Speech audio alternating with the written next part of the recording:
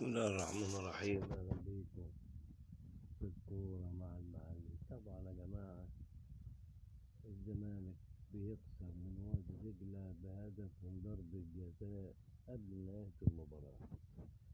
الزمالك بدأ المباراة بالتشكيل الأساسي: محمد صبحي بقى وجابر والونش وعبد المجيد وسفر وجعفر، يعني يا جماعة الفريق الأوائل الأساسي.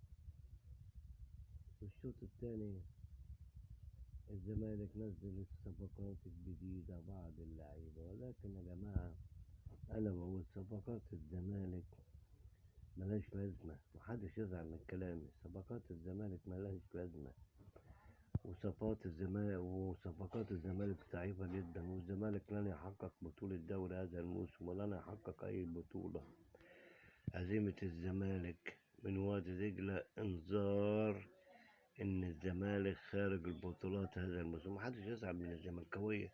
احنا قلنا يا جماعه حسين لبيب ومجلسه لازما كانوا من العام الماضي يتوكلوا على الله، كان لازما اقاله حسين لبيب ومجلسه. محدش بيسمع الكلام. هي عصابه الزمالك هتفضل موجوده، والزمالك هيفضل نادي العصابات. اشكركم والسلام عليكم.